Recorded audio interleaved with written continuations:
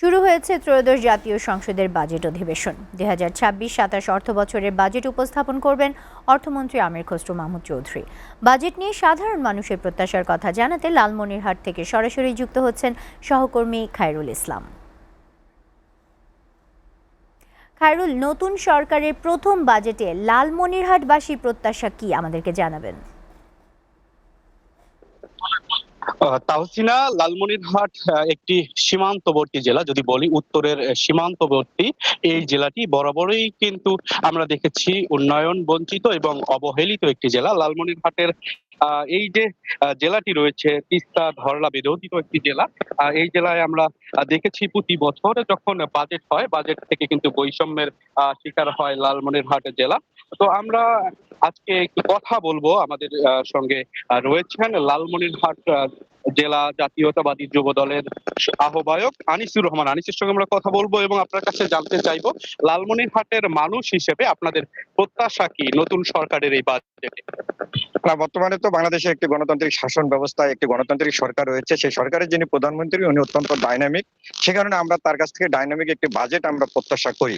বিশেষ করে এই উত্তরের জেলা সীমান্তবর্তী লালমনিরহাট জেলা, এখানে মানুষের প্রত্যাশা রয়েছে। এখানে সব থেকে বড় একটি বিমানবন্দর রয়েছে। সেই বিমানবন্দরটি চালু চায়। এটি চালু হলে অর্থনীতিতে একটা ব্যাপক পরিবর্তন আসবে। এখানে আমাদের যে তিস্তা মহাপরিকল্পনা রয়েছে, যেটাকে নিয়ে এই অঞ্চলে মানুষ একটি বৃহৎ আন্দোলন গড়ে তুলেছিল ফ্যাসিস্টের বিরুদ্ধে, সেই তিস্তা মহাপরিকল্পনা বাস্তবায়ন হলে কিন্তু তিস্তা চরের পাশে যে 18 লক্ষ মানুষের যে একটা কর্মসংস্থান হবে, তাদের যে একটা কৃষি ক্ষেত্রে তারা যে একটা অবদান রাখতে পারবে, একটা ভূমিকা রাখতে পারবে।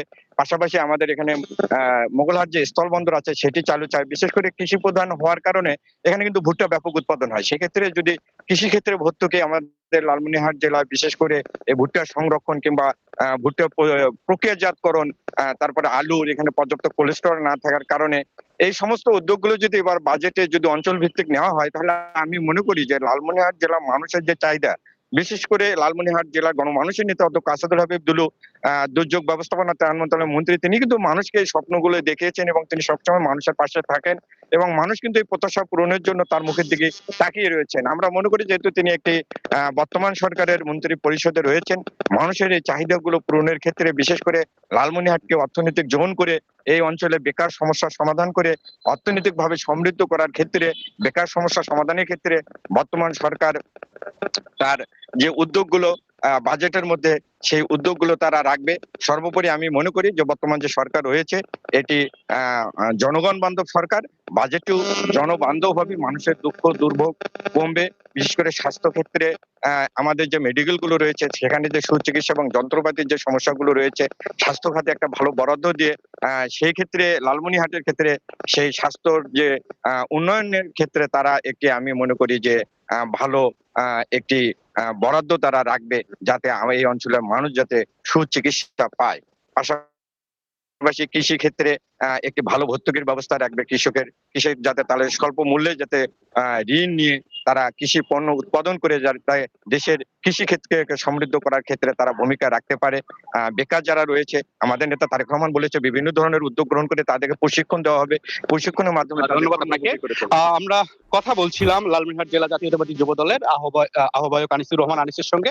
তিনি আমাদেরকে সম্ভাবনার কথা জানালেন লালমনিরহাট জেলার কৃষি, স্বাস্থ্য এবং লালমনিরহাট জেলাকে অর্থনৈতিক জোন তৈরি করে লালমনিরহাট জেলার বেকারত্ব দূর করবে নতুন সরকারের এই প্রথম বাজেট, এমনটাই প্রত্যাশা করছে লালমনিরহাটের সাধারণ মানুষ। জি খায়রুল, আপনাকে ধন্যবাদ।